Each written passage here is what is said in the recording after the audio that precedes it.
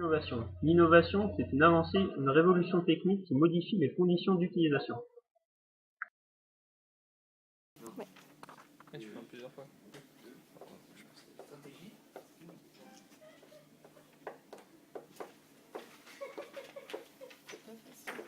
On retrouve différents degrés d'innovation qui ont des impacts plus ou moins forts sur les habitudes et les comportements des consommateurs.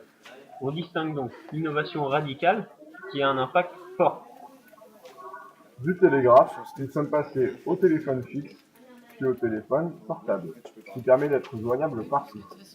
Enfin, le e-commerce, qui est apparu il y a une dizaine d'années, a considérablement changé notre façon de consommer. On a aussi l'innovation incrémentale, qui a un impact faible, qui renforce l'entreprise ne prend donc pas de risque. Elle prolonge la durée de vie d'un produit en la faisant évoluer au fil des besoins et des technologies. Évidemment, l'entreprise ne concentre pas ses innovations uniquement sur ses produits. L'entreprise peut innover dans d'autres domaines. L'innovation de procédés qui modifie la façon de fabriquer, nouvelles fonctionnalités et donc réduction des coûts. Avec par exemple le Fordisme, le travail à la chaîne est une innovation de procédé qui va permettre de baisser le coût d'un produit, ce qui entraîne donc une augmentation des profits. L'innovation marketing qui modifie la façon de mettre en valeur le produit pour mieux le vendre. Avec par exemple le changement de logo, de packaging ou le changement de publicité va influencer plus ou moins le consommateur. L'innovation de modèle d'affaires permet quant à elle de changer la façon de gagner de l'argent. Avec le e-commerce, L'innovation organisationnelle, c'est-à-dire le management et la façon de piloter les entreprises. avec la création d'open space, L'innovation de produits et de services. Nouvelles technologies qui ont une nouvelle approche de la relation client. avec le passage de la disquette à la clé USB. Ouais, je me suis un peu prêt. Il existe deux stratégies d'innovation.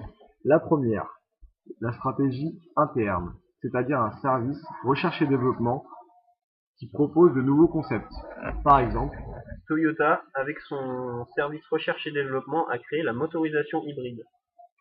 la deuxième stratégie d'innovation est de racheter des brevets ou des startups. C'est l'exemple du groupe Oxylane, soit Decathlon, qui a racheté une startup pour toutes les puces RFID. Les puces RFID servent à la traçabilité des produits. On peut donc se demander, mais qu'est-ce qui permet d'être innovant? Qu'est-ce qui permet au sein d'une boîte de trouver des nouvelles idées, d'être créatif? Par exemple, pour l'entreprise Google, dans le site d'exploitation de Google, il y a des salles de sport, des terrains de tennis, des terrains de foot, des terrains de basket, même de quoi dormir dans l'entreprise, c'est-à-dire un siège en fait, pour justement avoir le temps de travailler ses idées et d'avoir de nouvelles innovations. Et selon vous, qu'est-ce qui permet à l'humain d'être créatif?